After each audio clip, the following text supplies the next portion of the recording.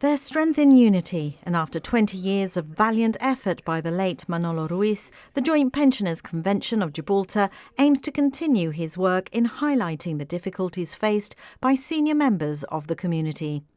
The four groups, the Senior Citizens Association, Unite, the NASUWT and the GGCA, signed the new constitution, following in the footsteps of the UK, where Unite continues to look after the interests of their members once they've retired. We don't want to preempt anything, right? We're not coming up and just being critical for the sake of it. What we want to do, first of all, is listen to pensioners, see what kind of problems they have, particularly when accessing, say, government services, whether it's housing, social services, medical services.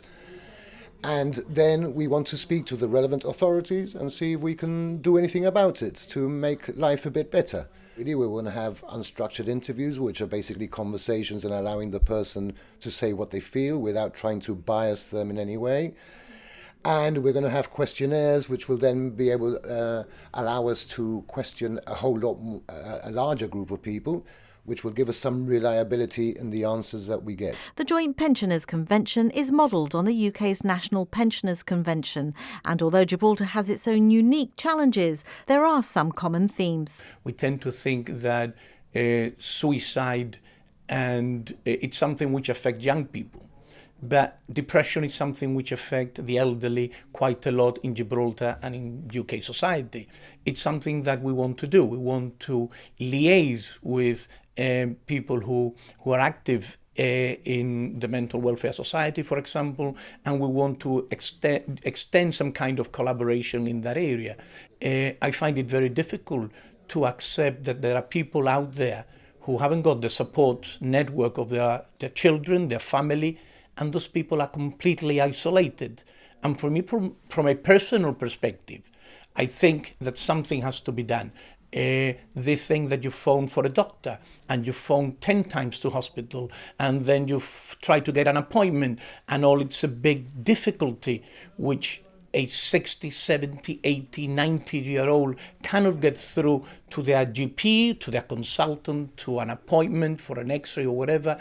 This has to be sorted out. Navigating the public sector with emails and phone calls can sometimes be overwhelming to the older generation, and it's something the convention feels needs to be addressed. We should have one-stop shop where you retire and you sort out all your paperwork, no?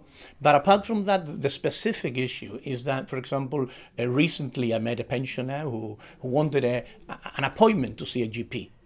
And he'd gone to hospital. We're talking about an 88-year-old gentleman with a walking stick, and me asking him, Pepe, what's your problem? He says, I've gone to hospital and they've told me that if I want to see a doctor, I've got to write an email. Talking to an 88-year-old gentleman who hasn't got any facilities to write an email, and if not, I've got to make a phone call. And I said, and I phoned 8 times, and it's all the time engaged. This is a human issue. If we cannot sort it out for our senior citizens or for our pensioners, and these are the kind of issues. The JPCG will meet each quarter and hopes to reach out to all pensioners in the coming months to truly understand the issues affecting them. It looks set to be a strong advocate for a section of the community that has at times struggled to have their voices heard.